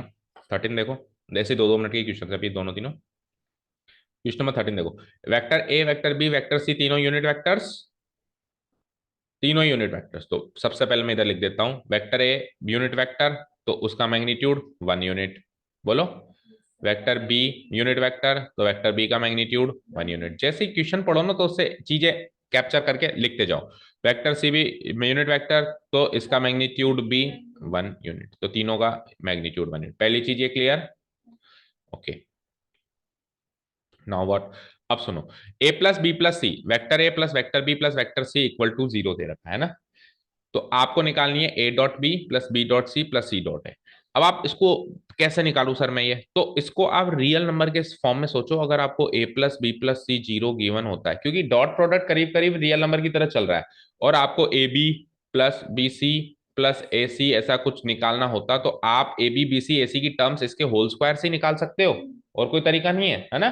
तो यानी कि आपको इसका होल स्क्वायर करना पड़ेगा। लेकिन सर वेक्टर का कोई स्क्वायर होता है क्या? नहीं, वेक्टर का स्क्वायर है, वेक्टर के मैग्नीट्यूड का स्क्वायर होता है, वेक्टर का तो डॉट प्रोडक्ट होता है। वैसे तो क्रॉस भी होता है लेकिन अभी तक सीखा ही नहीं है, तो अभी तक हाल फिलहाल क्या होगा, डॉट प्रोडक्ट। तो मैं क्या कर दूंगा, मैं इस वेक्टर का इसी वेक्टर से डॉट प्रोडक्ट कर दूंगा। क्या कहा मैंने? इस वेक्टर का इसी वेक्टर से डॉट प्रोडक्ट कर दूंगा। समझ आया? ठीक है। दूसरी चीज, अगर vector A plus vector B plus vector C zero vector है, तो यहां से इसका मैग्नीट्यूड भी 0 यूनिट लिख सकता हूं मैं, इसका, है ना, खुद का मैग्नीट्यूड भी। मैं यहां से मैं क्या लिख सकता हूँ, इस वेक्टर का, vector A plus vector B plus vector C, इसका मैग्नीट्यूड क्या हो जाएगा, 0। जो जो चीजें समझ आ रही है लिख दी मैंने। ठीक है, अब मैं क्या कर रहा हूँ, ए प्लस बी प्लस सी का डॉट प्रोडक्ट उसी से खुद ही से ही, क्योंकि स्क्वायर तो वेक्टर में होता नहीं है, डॉट प्रोडक्ट ही होता है। तो A plus B plus C का dot product A plus B plus C से ही मैं करने वाला हूं। करूं? ठीक है, तो मुझे बताओ किसी भी वेक्टर का उसी से डॉट प्रोडक्ट होता क्या है, उसके मैग्नीट्यूड का स्क्वायर, यस और नो? तो ए प्लस बी प्लस सी के मैग्नीट्यूड का स्क्वायर, और इसका मैग्नीट्यूड 0 है, ऊपर से पता चला, देखो यहां से पता चला कि इसका मैग्नीट्यूड क्या है, 0, तो ये 0 का स्क्वायर। अब आप यहां तो करो एलएचएस में, तो करो 1 to 1, this this this this this this this and this this this, और इधर आरएचएस में लिख लो 0, और इसको सॉल्व करते जाओ, नीचे आपको A dot B dot C और सी डॉट ए की वैल्यू मिल जाएगी। कैसे करेंगे? ए डॉट ए सबसे पहले, फिर ए डॉट बी, थोड़ा लेंदी जरूर होगा, प्लस फिर A dot C, A dot C not A plus C. Next बोलो, B dot A plus B dot B plus B dot C, और लास्ट में C dot A C dot B C dot. हालांकि real number में A plus B plus C और A plus B plus C को multiply करें तो जो बनेगा ना वही इसमें बनेगा, बनेगा कुछ अलग नहीं। बट प्रॉब्लम ये कि हम सीधे नहीं लिख सकते उसको, है ना। Equal to A plus B plus C का मैग्नीट्यूड 0 है, तो 0 का स्क्वायर यानी कि 0। समझ गए? ठीक है, तो आ जाओ, ए डॉट ए क्या, मैग्नीट्यूड ऑफ ए का square, fine. A dot B को हाल फिलहाल ए डॉट बी रहने देते हैं, ए डॉट सी को हाल फिलहाल यानी ए डॉट सी रहने देते हैं, बी डॉट ए को मैं ए डॉट बी लिख सकता हूं कॉम्यूटेटिव फॉर्म में, ठीक है। बी इसको लिख सकते हैं मैग्नीट्यूड ऑफ बी का स्क्वायर, उसको बी डॉट सी रहने दो, अब पकड़ लिया आपने, प्लस सी डॉट ए को क्या लिख दूं, ए डॉट सी लिख दूं, सी डॉट बी को बी डॉट सी लिख दो, और सी डॉट ए को अगेन, ये सी डॉट सी कहाँ है, ये गलत किया, ये लास्ट वाला सी है भाई, C dot A C dot B C, दो बार थोड़ा ना आ सकता है, सी डॉट सी तो आया ही नहीं, ये सी है ना। देखो ट्रेंड पकड़ में आ जाता है तो गलती भी पकड़ में आ जाती है, यार ये ट्रेंड तो बना ही नहीं है ना। ए जब मैग्नीट्यूड ऑफ ए का स्क्वायर हुआ, मैग्नीट्यूड बी का स्क्वायर है, तो सी का क्यों नहीं होगा, उसका भी तो होगा, प्लस मैग्नीट्यूड ऑफ सी का स्क्वायर इक्वल टू 0, यहाँ तो कोई डाउट नहीं है। चलो मैग्नीट्यूड मैग्नीट्यूड तो 1 है सबका, देखो चेक करो, magnitude of A B 1, magnitude of B भी 1 है, तो ये 1 का स्क्वायर यानी 1। और देखो भैया ए डॉट बी और A dot B twice of A dot B, आओ ए डॉट सी और A dot C twice of A dot C, है ना, ये और ये हो गया। और उसके बाद आ जाओ मैग्नीट्यूड ऑफ बी का स्क्वायर वही 1, 1 का स्क्वायर 1, और बी डॉट सी यानी twice of B dot C, और फिर वो 1 इक्वल टू 0, तो 1 + 1 + 1 3, और 2 कॉमन ले लूं, तो 2 कॉमन लेके अंदर क्या बचेगा, A dot B plus B dot C और plus A dot C equal to 0। तो इसमें इस क्वांटिटी की वैल्यू तो निकालनी थी आपको फाइनली, इस क्वांटिटी की वैल्यू तो निकालनी थी, तो इस क्वांटिटी की वैल्यू कैसे आएगी, 3 उधर जाके क्या हो जाएगा -3, -3, और 2 उधर जाके क्या हो जाएगा /2, तो -3/2 इसका आंसर। चेक करो, अब आप ये नहीं निकाल सकते कि ए वेक्टर की वैल्यू क्या है, बी की क्या है, आप ये भी नहीं निकाल सकते ए डॉट बी की वैल्यू क्या है, आप ये भी नहीं निकाल सकते, लेकिन A dot B plus B dot C plus A dot C आप जरूर निकाल सकते हो। समझ आया, क्वेश्चन समझ में आया अच्छे से, तो काफी आसान क्वेश्चन था, और इंपॉर्टेंट मार्क करो उसको, ऐसे क्वेश्चन तो एग्जाम में बहुत ज्यादा देखने को मिलते हैं बोर्ड एग्जाम्स में, इसको इंपॉर्टेंट मार्क करो 30 को। एक 14 और देखो आप, if either vector A equal to 0 vector and either vector B equal to 0 vector, तो ए डॉट बी 0 होता है, बिल्कुल सही बात है। अगर vector A and vector B में से कोई भी एक वेक्टर 0 वेक्टर हो जाए तो ए डॉट बी 0 होगा नहीं होगा, सही कह रहा है, बिल्कुल सही कह रहा है, 0 वेक्टर होगा, है ना। लेकिन ए डॉट बी तो वैसे कोई वेक्टर नहीं होगा, स्केलर ही होगा, तो 0 ही लिखूंगा, वेक्टर नहीं लिखूंगा ना। देखो इसको लिखूंगा तो मैं इसको 0 नहीं लिख सकता हूँ, इसको मेरे को 0 वेक्टर लिखना पड़ेगा, इसको मेरे को 0 वेक्टर लिखना पड़ेगा, लेकिन डॉट प्रोडक्ट स्केलर है तो 0 लिखूंगा, ठीक है। But the converse need not be true justify your answer, लेकिन इसका उल्टा सही नहीं है, कि अगर ये दोनों चीजें दे दे तो उससे आप 100% ये कह रहे हो कि अगर दोनों में से एक 0 है तो ए डॉट बी 0 है, लेकिन उल्टा सही नहीं है। उल्टा सही नहीं है मतलब कि अगर ये दे दे तो आप ये कह दो, ऐसा कोई जरूरी नहीं है, यानी A dot B equal to 0 तो गीवन है, ये चीज तो गीवन है, यस, ये तो गीवन है, मैं डाल देता हूं ये तो गीवन है। और आपको प्रूव क्या करना है कि वेक्टर ए भी 0 नहीं है, वेक्टर बी भी 0 नहीं है। उल्टा प्रूव करने का मतलब तो यही है ना भाई, converse need not be true, converse need not be true का मतलब है कि अगर वो चीज दे दे तो जरूरी नहीं है ये चीज दे दे तो वो चीज 100% हो रही है, लेकिन वो चीज दे दे तो जरूरी नहीं है ये चीज हो भी सकती है, नहीं भी हो सकती। तो आप एक क्रॉस एग्जांपल दे दो जिसमें नहीं हो रही, बात खत्म। यानी आप वेक्टर ए ऐसा कुछ वेक्टर ले लो जो 0 वेक्टर ना हो, वेक्टर बी भी ऐसा कोई वेक्टर ले लो जो 0 वेक्टर ना हो, और फिर भी उनका डॉट प्रोडक्ट 0 बना के दिखा दो, बहुत आसान काम है। फिर भी उनका डॉट प्रोडक्ट क्या बना के बता दो, 0 बना के बता दो। तो आपको क्या प्रूव करना है, टू प्रूव आपको ये करना है एक्चुअली कि vector A is not a 0 vector and साथ में vector B is also not a 0 vector. तो क्वेश्चन समझ जाओ तो कितना आसान हो जाता है। तो एक क्रॉस एग्जांपल ले लेते हैं ना, तो प्रूफ सेक्शन सपोज करो मैं यहां से स्टार्ट करता हूं, लेट वेक्टर ए, जो मन में आया बोलो, बोलो, वेक्टर बोलना है बेटा, vector not magnitude. Vector A बोलो कंपोनेंट फॉर्म में, एनी वेक्टर जो मन में आ रहा है बोलो, yes yes, okay fine. And vector B भी जो मन में आ रहा है बोलो, दो कंपोनेंट तक, तो तीसरा कंपोनेंट सोच के बोलना पड़ेगा ना। दो कंपोनेंट जो मन में आ रहा है बोलो, anything you want, okay 3i cap 4j cap, अब k कैप सोच समझ के बोलना है। अब आपको ऐसा कुछ रखना है, ऐसा कुछ रखना है ताकि इनका डॉट प्रोडक्ट क्या हो जाए, 0 हो जाए। अब ये दोनों तो 0 वेक्टर नहीं है ना, देखो it is not a 0 vector, ये भी 0 वेक्टर नहीं बनाऊंगा। तो अब आप खुद सोचो, देखो 2 3 जा 6 तो आ चुका है, डॉट प्रोडक्ट रिजल्ट निकालते हो, रफली करो, 2 3 जा 6 तो आ चुका है, 2 4 जा 8 तो आ चुका है, 8 और 14 तो हो चुके हैं, तो 14, अब -14 चाहिए तभी तो 0 बनेगा, तो -14 और उधर 3 है, तो अरे प्रोडक्ट करके भाई, आपको 6 प्लस 8 14, अब -14 चाहिए 3, और इसका प्रोडक्ट -14 होना चाहिए। तो इधर क्या आएगा, -14/3, तभी तो इनका प्रोडक्ट -14 होगा। ठीक है ना।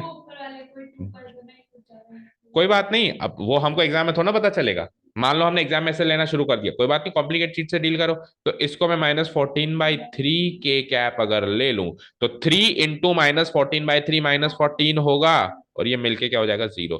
It is also not a zero vector. But A dot B जब मैंने निकाला, बट ए डॉट बी जब मैंने निकाला, तो कुछ यही तो निकला, 6 + 8, 6 + 8 -14, विच इज इक्वल टू 0। तो प्रूव हो गया। देखो ए डॉट बी 0 आ रहा है, लेकिन ना तो ए वेक्टर 0 है, ना बी वेक्टर 0 है। तो मैं लिख दूंगा एक सिंपल सी लाइन है यार, A dot B is 0, but but ना तो वेक्टर ए 0 है, is not equal to 0 vector, and vector B भी not equal to 0 vector. Prove हो गया। आया समझ।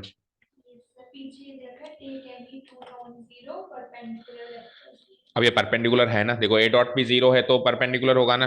ए डॉट भी 0 निकाला तो हमने परपेंडिकुलर लिया ये। तो कोई सा भी एग्जांपल ले सकते हो। वेक्टर ए के तीनों कंपोनेंट्स कुछ भी सोच लो, वेक्टर बी के दो कंपोनेंट्स तो कुछ भी सोच लो, बट तीसरा कंपोनेंट ऐसा सोचना ताकि डॉट प्रोडक्ट 0 बन जाए, डॉट प्रोडक्ट 0 हो जाए, है ना। ठीक है चलो। तो 14 तक कर लिया है, और 15 16 17 18 9 18 चार क्वेश्चन की आप वीडियो देखेंगे। ठीक है ना, इजी क्वेश्चन है। तो आप जा सकते हो और इसकी वीडियोस देख लेना फटाफट जाके, है ना।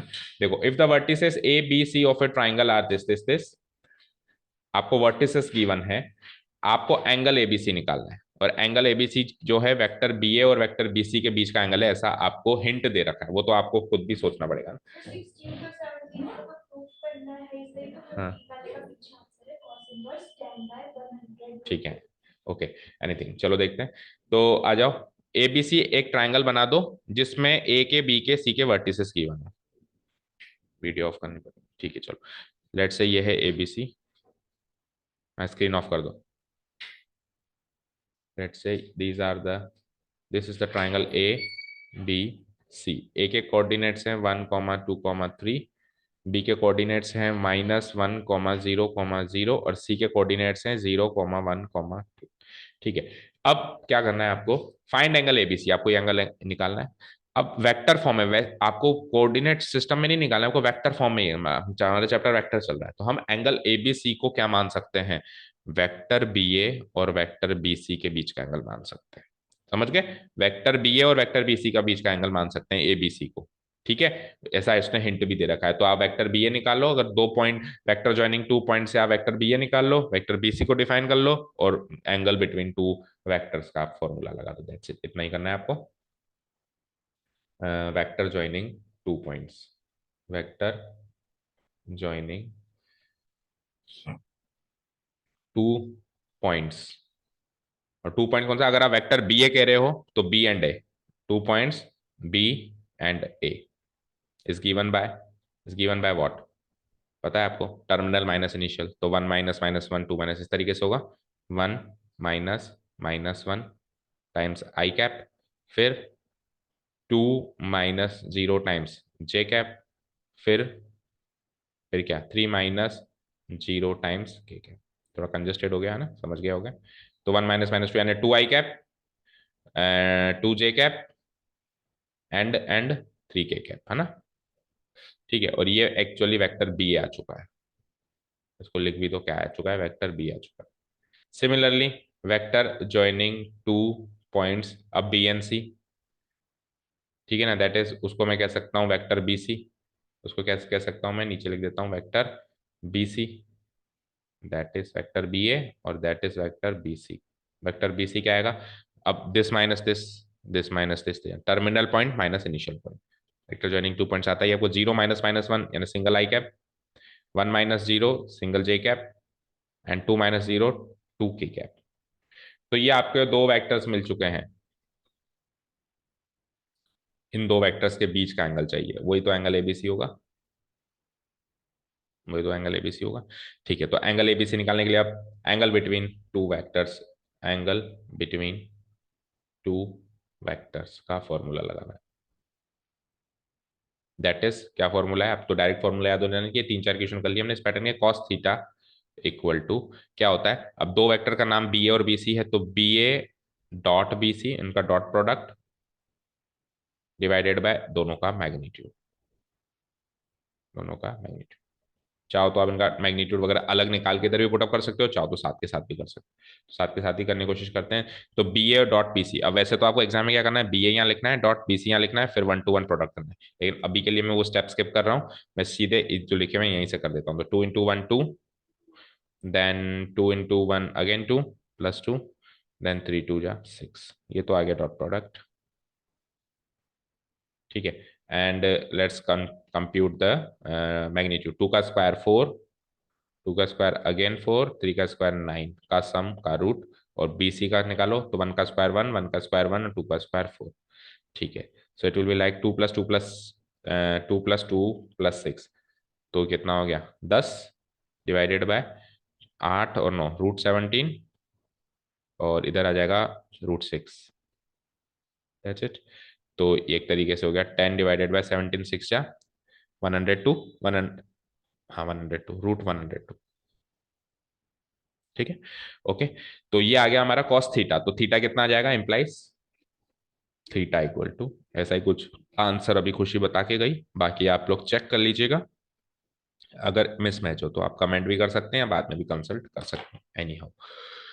ठीक है, so the theta the angle between two vectors cos theta, theta हमने क्या थीटा माना था, तो थीटा क्या निकला, कॉस इनवर्स 10/1 1 √10। अब ये आगे सॉल्वेबल नहीं है तो उसको इसी फॉर्म में छोड़ना पड़ेगा। ठीक है, समझ आ गया क्या, समझ आ गया। अच्छा, एक और चीज, अगर मान लो मैं एंगल ए बी सी को वेक्टर बी ए और वेक्टर बी सी के बीच का एंगल ना मान के वेक्टर ए बी और वेक्टर सी बी के बीच का एंगल मानो, क्या, उस कॉन्सेप्ट उस लॉजिक को बस थोड़ा सा देख लो, vector A B and vector C B के बीच का एंगल मानो, तो आंसर ये आएगा, और कॉम्प्लिकेशन ज्यादा हो जाएंगी, इसलिए ऐसा करना नहीं है एग्जाम में। तो आप यही मान लेना, जिस भी एंगल को पूछा है उसको इनिशियल पॉइंट लेना है वेक्टर का, तो वेक्टर में सोचना बहुत जरूरी है कि इनिशियल क्या लें टर्मिनल क्या लें, तो आप इसको इनिशियल लो क्योंकि इधर ही पूछा है उसने। बट अगर मान लो आप उल्टा कर बैठे ए बी वैक्टर और सी बी वैक्टर, तो इसका फिगर कुछ ऐसा बनेगा कि लेट्स से ट्राइंगल है, ये ए बी सी है, तो वेक्टर ए बी मतलब ऐसे और वेक्टर सी बी मतलब ऐसे। अब एक चीज सुनो, वेक्टर के बीच में कभी भी टर्मिनल पॉइंट पे एंगल नहीं बनता है ना, दो वेक्टर्स का इनिशियल पॉइंट का ही एंगल माना जाता है। तो पैरेलल डिस्प्लेसमेंट से हमको क्या करना पड़ेगा, वेक्टर ए बी और वेक्टर बी सी के बीच के एंगल निकालने के लिए इसको पैरेलल डिस्प्लेस करना पड़ेगा, या तो इस वेक्टर को उठा के नीचे लगाना पड़ेगा ऐसे, या फिर इस वेक्टर को उठा के ऐसे लगाना पड़ेगा। तो जब हम ऐसा करेंगे तो ये वेक्टर सी बी मान लो पैरेलल डिस्प्लेस होकर आगे चला गया, है ना, वेक्टर सी बी है, ये वेक्टर सी बी है, मतलब सी तो हो गया मेरा इनिशियल पॉइंट इसका, और बी हो गया इसका टर्मिनल पॉइंट, ये यहाँ पे सी बी ऐसे देखो आगे खिसक गया है ये, अब सी यहाँ आ गया और बी यहाँ आ गया। अब वेक्टर ए बी और वेक्टर सी बी के बीच का एंगल जो निकलेगा वो ये वाला एंगल निकलेगा। तो ऑब्वियसली अभी भी दो ही एंगल निकल रहे हैं, अभी भी ध्यान से देखो, अच्छा सुनो, अभी भी काम नहीं हुआ, सुनो, दोनों को पैरेलली डिस्प्लेस करना पड़ेगा, क्योंकि वेक्टर ज्वाइनिंग टू दो वेक्टर्स के बीच का एंगल तभी निकाला जा सकता है जब जिस पॉइंट पे एंगल निकाल रहे हैं वो इनिशियल पॉइंट हो दोनों का, इसका भी और उसका भी। तो अगर आपने दोनों का टर्मिनल पॉइंट लिया तो दोनों को पैरेलली डिस्प्लेस करो, इसको इधर ले आए, अब ए बी को उठा के नीचे ले आओ, तो अब बी नीचे पहुंच गया और ए नीचे पहुंच गया। अब ये ए दोनों का इनिशियल पॉइंट बन चुका है, अब ये वाला एंगल निकलेगा, और ये एंगल इसके इक्वल होगा, ऐसे भी आपको पता है क्योंकि वर्टिकली अपोजिट एंगल। ठीक है ना, तो वो कॉन्सेप्ट वाइज आपको चीज पता होनी चाहिए, घूम फिर के काम तो वही हो रहा है, कॉन्सेप्ट वाइज आपको चीज पता होनी चाहिए कि एंगल बिटवीन टू वेक्टर्स की बात करेंगे तो उसको इनिशियल पॉइंट लेना है दोनों वेक्टर्स का ना। तो आप डिफाइन ही ऐसे करो, वेक्टर बी और वेक्टर बी सी के बीच का एंगल निकालना है, आप डिफाइन ऐसे मत करो कि ए बी और सी बी के बीच का एंगल निकालना। ठीक है, होपफुली समझ में आ गया होगा, नहीं तो कल डिस्कस करेंगे, आ जाओ कल डिस्कस कर लेना, मतलब अगर आपको समझने नहीं आया तो before starting the next topic. Show that the point this are collinear, आपको 3 पॉइंट्स कोलिनियर प्रूव करने हैं। तो 3 पॉइंट्स कोलिनियर कब होते हैं, 3 पॉइंट्स कोलिनियर कब होते हैं, जब उन 3 पॉइंट से बनने वाले वेक्टर्स कोलिनियर हो जाए। ठीक है, और वेक्टर कोलिनियर कब होंगे, जब वो सेम लाइन के पैरेलल हो। तो कैसे कर सकते हैं इसको, अच्छा एक चीज और देखो, यहाँ पे ये पॉइंट्स हैं, यहाँ पे ये पॉइंट्स हैं, ये वेक्टर्स नहीं है। अगर तीन वेक्टर्स की बात होती, vector A, vector B and vector C, तो कुछ और सोचना पड़ता है ना, फिर तो सीधे ही वेक्टर होता मेरे पास, सीधा ही मेरे पास वेक्टर होता। लेकिन अभी ये पॉइंट्स हैं, तो अभी ये पॉइंट्स है तो पहले इनसे वेक्टर बनाना पड़ेगा। कैसे? मान लो ये ए बी सी तीन पॉइंट्स है और ये कोलिनियर है, सब प्रूव करना है आपको ना। मान लो ये सी है, ये बी है, ये ए, इनको कोलिनियर प्रूव करना है। तो सबसे पहले मैं vector A B, vector B C और vector A C vector joining two points वाले कॉन्सेप्ट से बनाने वाला हूँ। वेक्टर ज्वाइनिंग टू पॉइंट्स वाले कॉन्सेप्ट से मैं इसको बनाने वाला हूँ। ठीक है, बनाते हैं। तो वेक्टर ए बी क्या बनेगा? वेक्टर ए बी बनेगा वही terminal minus initial, this minus this, this minus this, this minus this. ठीक है, तो अभी मैं थोड़ा डायरेक्ट ही कर रहा हूँ, वैसे आपको लिखना होता है X two minus X one I cap I two. Two minus one यानी कि single I cap, six minus two यानी कि four J cap, and three minus seven यानी कि माइनस फोर के कैप। ये तो हो गया vector A B. Tell me vector B C. Vector B C यानी three minus two single I cap again, ten minus six यानी कि फोर जे कैप। ठीक है ना बेटा, हमको क्या है यहाँ पे वेक्टर से ही सॉल्व करना है, क्योंकि वेक्टर चैप्टर चल रहा है। वैसे कॉलिनियर प्रूव करने के बहुत सारे और तरीके हो सकते हैं ना, थ्री डी में हम सीधे पॉइंट्स वाले तरीके से भी कर देंगे, है ना। थ्री डी में हमको उसको वेक्टर में लेके जाना कोई कंपलसरी नहीं होता है ना। ठीक है, तो आ जाओ, कहाँ थे? मतलब थ्री डी वाले चैप्टर में, थ्री डी में का मतलब है थ्री डी वाले चैप्टर। मक्खी उड़ रही है, क्या हो रहा है? Okay, ten minus six, minus one, minus three, minus one minus three that means minus four के, तो सेम ही आ रहा है। ठीक है, चलो अब एसी वेक्टर निकालो। वेक्टर एसी कैसे निकलेगा? थ्री माइनस वन यानी कि two I cap, ten minus two यानी कि टेन माइनस टू यानी कि एट, टेन माइनस टू यानी कि एट जे कैप, और माइनस वन यानी कि माइनस एट के।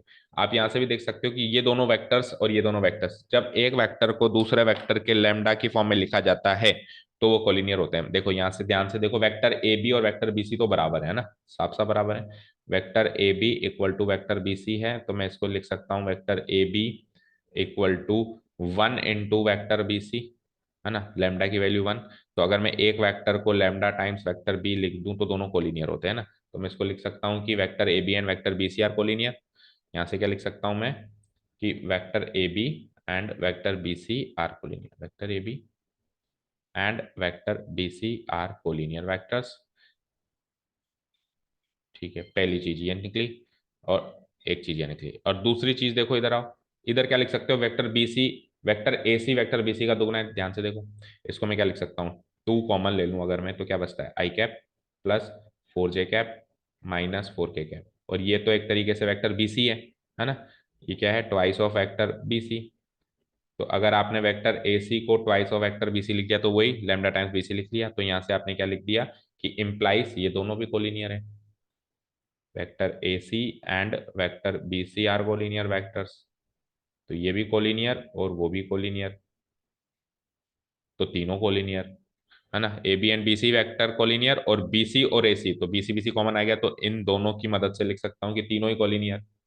इन दोनों की मदद से क्या लिख सकता हूँ कि vector A B, vector B C and vector A C are collinear vectors. और अगर तीनों ही कोलिनियर हैं तो पॉइंट्स भी कोलिनियर होंगे, जिनसे ये बने implies points A B C are collinear. तो एक तरीका तो ये points A B and C are collinear, एक तरीका तो ये इजी तरीका भी है ना। दूसरा तरीका ये है कि आप तीनों का मैग्नीट्यूड निकालो, और मैग्नीट्यूड निकालने के बाद क्या होगा देखते हैं। देखो यहाँ से वेक्टर ए बी का मैग्नीट्यूड निकालो, ये दूसरा तरीका स्टार्ट हो गया यहाँ से। तो वन का स्क्वायर वन, सोलह, सोलह, तो सोलह सोलह बत्तीस, और एक रूट तैंतीस, सही। यहाँ से बीसी का मैग्नीट्यूड निकालो जरा, बीसी का मैग्नीट्यूड निकलेगा वही सेम ही आ रहे हैं, तो रूट थर्टी थ्री निकलेगा। और यहाँ से रूट मैग्नीट्यूड ऑफ एसी निकालो जरा, तो ये निकलेगा रूट टू का square four, sixty four, sixty four, sixty four, sixty four होता है वन ट्वेंटी एट, तो one root one thirty two, और रूट वन थर्टी टू जो होगा, रूट वन थर्टी टू जो होगा वो फोर इंटू थर्टी थ्री होगा। वन थर्टी टू को क्या लिख सकते हैं? फोर इंटू थर्टी थ्री, और फोर इंटू थर्टी थ्री में फोर बाहर आगे क्या हो जाएगा? Two root thirty three. तो देखो हुआ क्या एक्चुअली, कि इसका मैग्नीट्यूड और इसका मैग्नीट्यूड जुड़ के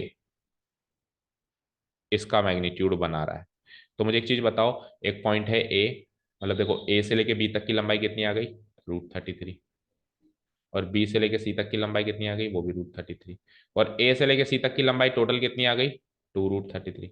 तो अगर A B plus B C equal to A C है, भाई मैग्नीट्यूड में तो अपन ऐसे कह रहे हैं magnitude of vector, line segment माने तो उसको ए बी कहूंगा ना। भाई magnitude of vector A B को मैं, magnitude of vector A B को मैं दूसरे शब्दों में लाइन सेगमेंट ए बी भी तो कह सकता हूँ।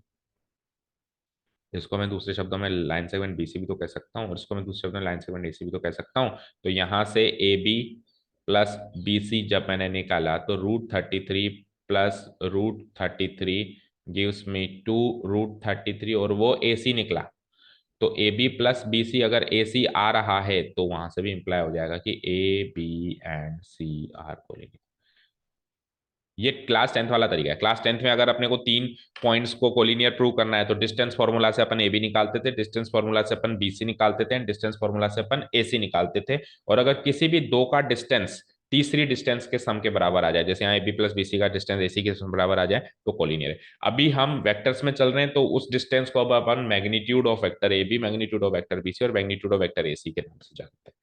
ठीक है, तो ये एक तरीका है। और दूसरा तरीका कोलिनियरिटी का ये भी है कि अगर वेक्टर्स कोलिनियर प्रूव कर दिए तो पॉइंट्स भी कोलिनियर होंगे। अगर वेक्टर्स कोलिनियर प्रूव कर दिए तो क्या होगा बेटा, पॉइंट्स भी कोलिनियर हो जाएंगे। ओके, तो इस तरीके से करो। वैसे I will suggest the most patent method second वाला है, ये वाला मेथड करके आना आप एग्जाम में, ये वाला method। क्योंकि बेटा इसमें अभी भी डाउट है, थोड़ा सा डाउट है, क्योंकि बेटा जरूरी नहीं है कि कई बार ऐसा भी हो जाता है वेक्टर देखो, जैसे ये एक वेक्टर है, ये एक वेक्टर है और ये एक वेक्टर है, तीनों वेक्टर कोलिनियर है। क्यों, कोलिनियर वेक्टर्स की डेफिनेशन क्या है, सेम लाइन के पैरेलल। तो ये तीनों सेम लाइन के पैरेलल हैं। बट देखो ये वेक्टर मान लो ए बी है, ये बी सी है, ये ए सी है ना। तो ए बी बी सी ए सी। हाँ, तो आप एक लाइन और लिख सकते हो उसमें, देखो कि ऐसे लिख सकते हो, देखो A B and B C are collinear vectors और पॉइंट बी कॉमन है। तो पॉइंट बी कॉमन है तो फिर एबीसी यहां से आ गए आपके कोलिनियर। ऐसे कर सकते हो, ये बात फिर भी आप लिख सकते हो यहाँ पे, है ना। फिर से सुनो, ए बी और बी सी अगर कोलिनियर वेक्टर्स हैं और एक पॉइंट बीच में कॉमन है, तब आप कह सकते हो कि A B C are collinear points. मान लो यहाँ पे ये डी सी होता, तो ए बी और डी सी अगर कोलिनियर है तो ए बी डी सी ये चारों कोलिनियर पॉइंट्स, ऐसा जरूरी नहीं है। ये हो सकता है ए बी, ये हो सकता है डी सी। देखो दोनों ये 4 पॉइंट कोलिनियर नहीं आ रहे हैं, ए बी ऊपर आ रहा है, डी सी नीचे आ रहा है, लेकिन ये वेक्टर्स अभी भी कोलिनियर आ रहे हैं। लेकिन अगर मैंने पॉइंट कॉमन कर दिया, पॉइंट कॉमन कर दिया, इधर भी बी लिख दिया, तो अब बी तो बी से कोलाइड होगा ना, मतलब बी या तो यहाँ होगा या यहाँ होगा। तो यानी कि ये वेक्टर यहाँ नहीं है, एक्चुअली ये वेक्टर यहाँ है, बी से स्टार्ट हो रहा है, बी से स्टार्ट हो रहा है, तो अब ए बी सी कोलिनियर। तो इस पैटर्न से भी कर सकते हो, लेकिन फिर एक लाइन लिखना आप यहाँ पे, vector A B, vector B C and vector A C are collinear, और तीनों के बीच में कॉमन पॉइंट आ रहा है, इसके बीच में बी आ रहा है, इसके बीच में सी आ रहा है, उसके बीच में ए आ रहा है, तो कॉमन पॉइंट्स हैं तो फिर ये कोलिनियर। ठीक है, होपफुली समझ में आ गया होगा, नहीं तो कल बात करेंगे, और नहीं तो फिर ये वाला मेथड कर लेना, मैग्नीट्यूड वाला method is the best method. Next आ जाओ, show that the vector this form the vertices of a right angle triangle. देखो 3 वेक्टर्स है मेरे पास, 1 2 3, ये राइट एंगल ट्राइंगल के वर्टिसेस बनाएंगे, ऐसा मुझे प्रूव करना है। तो लेट्स से अगर मैंने राइट एंगल ट्राइंगल बनाया, ठीक है, ये इसके वर्टिसेस बनाएंगे ए बी सी बी सी। अब एक 3 वेक्टर्स हैं, है ना। तो 3 वेक्टर्स पॉइंट्स कैसे बनाएंगे, वो 3 वेक्टर्स किसके पोजीशन वेक्टर्स हैं, वो पॉइंट्स की बात हो रही है। लेट से पहला वेक्टर दे रखा है ये, तो ये ए पॉइंट का पोजीशन वेक्टर, लेट से ओरिजिन में यहाँ मान लूँ, ओरिजिन में लेट से यहाँ मान लूँ, तो ये इस पॉइंट का क्या है, पोजीशन वेक्टर है, जो भी गिवन है, ओ ए, वेक्टर ओ ए। ठीक है, क्या है, 2 i cap minus J cap plus K cap. ठीक है, और ओ बी सेकेंड वाला ले लो, ये थोड़ा नीचे लेना पड़ेगा क्या, थोड़ा नीचे ले लो, नहीं तो फिर वो कंजेस्टेड हो जाएगा। 1 सेकेंड, ये ले लो ओ। ठीक है, अब बनाओ ओ बी, ओ बी, ये ओ सेकेंड वाला वेक्टर है, i cap -3 j cap -5 k cap. और last but not the least ले लो ओ सी, ये भी वेक्टर, ये भी वेक्टर। ओ सी वेक्टर क्या है, 3 i cap -4 j cap then -4 k cap.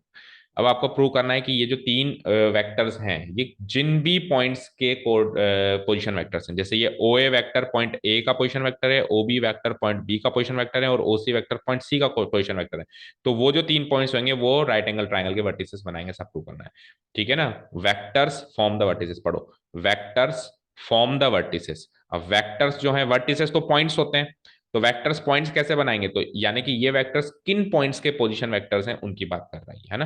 तो क्वेश्चन ऐसा बना बोला जा सकता है इनडायरेक्टली कि आपको ये प्रूव करना है कि ये तीन वेक्टर्स जिन पॉइंट्स के पोजीशन वेक्टर्स हैं वो तीन पॉइंट्स राइट एंगल ट्रायंगल बनाएंगे, ऐसा आपको प्रूव करना है। समझ में आ गया होगा। ओके, ठीक है, ठीक है, चलो। तो हम क्या कर देंगे, हम मैग्नीट्यूड निकाल लेते हैं सीधे, या फिर हम vector A B, vector B C और वेक्टर ए सी निकाल लेते हैं यहाँ से, है ना। वेक्टर ए बी क्या होगा बताओ, वेक्टर ए बी, तो वेक्टर बी के पोजीशन वेक्टर में से वेक्टर ए का पोजीशन वेक्टर माइनस करूंगा। समझ गया कैसे, वेक्टर बी का position vector vector O B minus vector A का position vector vector O A, ऐसे करना पड़ेगा। ठीक है ना।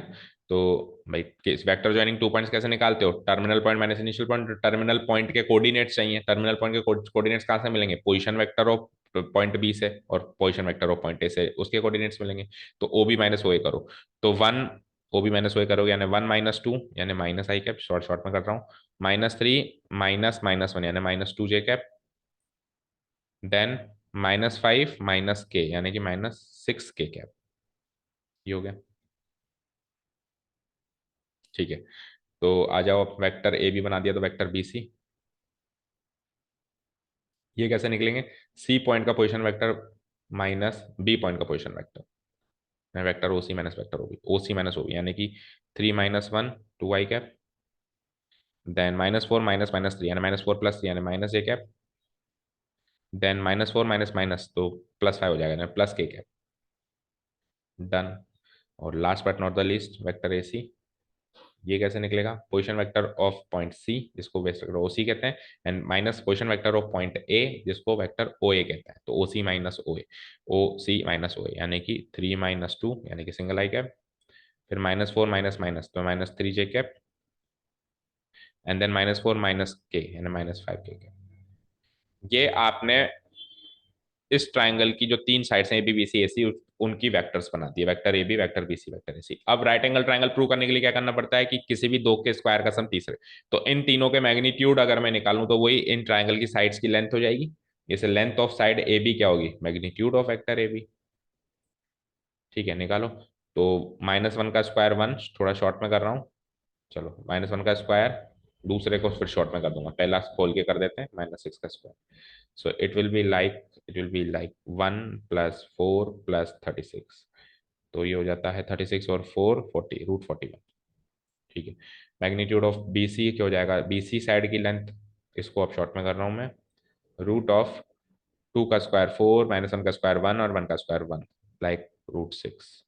ठीक है, magnitude of vector A C निकाल लो, ए सी साइड की लेंथ हो जाएगी वो, तो वन का square one plus three minus three का स्क्वायर नाइन माइनस फाइव का स्क्वायर ट्वेंटी फाइव, तो ये हो जाता है नौ और एक तीस, रूट पैंतीस। ठीक है, तो अब आप ध्यान से देखो, अब आप ध्यान से देखो, इन दोनों का स्क्वायर इसके बराबर आ रहा है नहीं आ रहा है, देखो आप बी सी का स्क्वायर, मतलब बी सी साइड का square plus A C side का स्क्वायर निकालो, तो साइड का स्क्वायर मतलब वेक्टर फॉर्म में ये मैग्नीट्यूड ऑफ बी सी का स्क्वायर, वेक्टर फॉर्म में ये मैग्नीट्यूड ऑफ बी सी का स्क्वायर प्लस वेक्टर फॉर्म में ये मैग्नीट्यूड ऑफ ए सी का square, magnitude of B C का स्क्वायर यानी रूट सिक्स का स्क्वायर प्लस ये क्या हो जाएगा रूट थर्टी फाइव का स्क्वायर, यानी कि छः प्लस पैंतीस यानी कि इकतालीस, इकतालीस को लिख सकता हूँ रूट फोर्टी वन का स्क्वायर, और रूट फोर्टी वन के स्क्वायर को लिख सकता हूँ मैग्नीट्यूड ऑफ ए बी का स्क्वायर, और मैग्नीट्यूड ऑफ ए बी के स्क्वायर को लिख सकता हूँ लाइन सेगमेंट में ए बी का स्क्वायर, तो finally B C square plus A C square has been made equal to A B square. तो अगर किसी भी दो साइड के स्क्वायर का सम तीसरी साइड के स्क्वायर के बराबर है तो एक राइट एंगल ट्रायंगल फॉर्म करेगी। हालांकि हमने फिगर गलत बना दिया क्योंकि देखो हाइपोटेन्यूस ए बी आ रही है, दैट मीन्स ये बी इधर आएगा, ये बी जो है ये इधर आएगा, और ये जो सी है वो इधर जाएगा, तो अब फिर इनके ये भी चेंज हो जाएंगे, मतलब ओ बी जो आपने लिया था ये वाला वेक्टर उठ के इधर आएगा और ये वाला वेक्टर उठ के उधर जाएगा, ये आपको चेंजेस करने पड़ेंगे। तो हमको थोड़ा सपने आ रहे थे, हमने तो ऐसे बना दिए। कुल मिला के आपको एक्चुअली फिगर बनाने की तो जरूरत यहाँ पे खास है ही नहीं ना, आपको तो प्रूव करना है कि राइट एंगल ट्राइंगल के वर्टिसेस बनाते हैं। तो कैसे प्रूव होगा, B C square plus A C square A B square हो गया, मतलब किसी भी दो साइड्स के स्क्वायर का सम तीसरी साइड के स्क्वायर के बराबर है, तो इसके नीचे लिख देंगे implies implies A B C, A B C are the vertices of right angle triangle.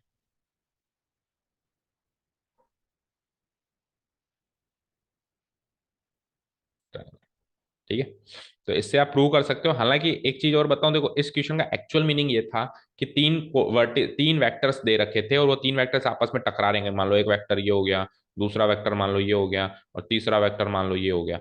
तो ये तीन वेक्टर आपस में टकरा के जो ट्राइंगल बना रहे हैं, इस तरीके से मान लो एक वेक्टर ये हो गया, दूसरा वेक्टर ये हो गया, और तीसरा वेक्टर ये हो गया।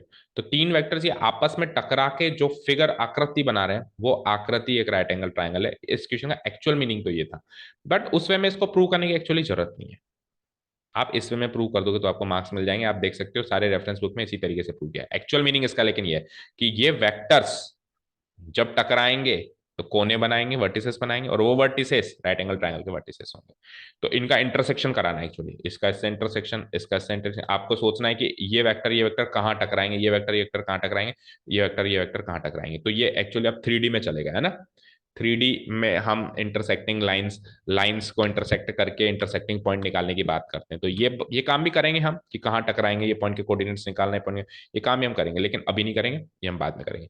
अभी अपन इस तरीके से कर सकते हैं, this is the right way. किसी भी दो का स्क्वायर का सम तीसरे के बराबर होता है। चलते हैं last question. If vector A is a non-zero vector of magnitude A and lambda is a non-zero scalar, then lambda into vector A is unit vector if। देखो vector A is a non-zero vector of magnitude A, okay fine, यानी इसका magnitude तो A है, यानी magnitude of vector A को simply मैं A लिख सकता हूँ। ठीक है, नॉन जीरो वेक्टर और मैग्नीट्यूड, और लैम्डा एक नॉन जीरो स्केलर। तो lambda into vector a unit vector होगा कब होगा, तो lambda into vector A is a unit vector, एक तरीके से बात गिवन हो गई। कब होगा, तो इसको एक्सप्लोर करें। अगर लैम्डा इंटू वेक्टर ए एक यूनिट वेक्टर है तो इस वेक्टर का मैग्नीट्यूड, यानी लैम्डा इंटू वेक्टर ए जो वेक्टर है इसका मैग्नीट्यूड 1 होगा। ठीक है, अब लैम्डा तो स्केलर तो बाहर आ सकता है, तो lambda into magnitude of vector ए 1 होगा, और मैग्नीट्यूड ऑफ वेक्टर ए तो ए है, तो lambda times A equal to 1 होगा। तो लैम्डा टाइम्स ए अगर 1 हो गया, यूनिट वेक्टर कहीं दे रखा है, हाँ, तो इसका मतलब है ए की वैल्यू 1 डिवाइडेड बाय, ये फोर्थ ऑप्शन देखो, तो यहाँ से ए की वैल्यू क्या आ जाएगी, ए की वैल्यू आ जाएगी 1 डिवाइडेड बाय मॉडुलस लेमडा। इसलिए लिखा है क्योंकि देखो इसका मॉडुलस, क्योंकि लेमडा मान लो -3 हुआ, सोचना ध्यान से, अगर लेमडा -3 हुआ तो ये मैग्नीट्यूड नेगेटिव चला जाएगा ना, तो इसीलिए उन्होंने क्या किया, लेमडा को मॉडुलस में रखा है। यहाँ पे तो इसका मैग्नीट्यूड है, यहाँ पे लेमडा मॉडुलस में है ना, तो ए की वैल्यू क्या आ जाएगी, 1 डिवाइडेड बाय मॉडुलस लेमडा। मतलब ए पॉजिटिव ही लेना पड़ेगा आपको, कुछ भी हो जाए तभी, क्योंकि मैग्नीट्यूड पॉजिटिव आएगा। तो option number D is the final answer, A equal to 1 divided by lambda. Okay, so that's it, ये हमारी हो जाती है यहाँ पे एक्सरसाइज कवर। कल हमने एक शॉट में कवर करी है, थोड़ा सा कुछ चले हैं, लेकिन जरूरी था क्योंकि कोर्स पीछे चला हुआ है, लगा हुआ है, तो फटाफट अपने को छोटे मोटे चैप्टर जल्दी खींचने ताकि मेन चैप्टर्स में अपन ज्यादा टाइम दे पाए। अब एक लास्ट टॉपिक है, the most important topic, the most complicated topic जो बच्चों को लगता है, वेक्टर प्रोडक्ट या फिर cross product of two vectors. ये हम कल खत्म करेंगे, मतलब कल स्टार्ट करेंगे, सॉरी, स्टार्ट और खत्म भी कल ही करेंगे। कोशिश करेंगे कि इसका इंट्रोडक्शन भी वन शॉट में, इसकी एक्सरसाइज भी वन शॉट में देखते हैं, देखो कैसा चलता है। Thank you so much for listening to us, have a nice day, keep learning and bye.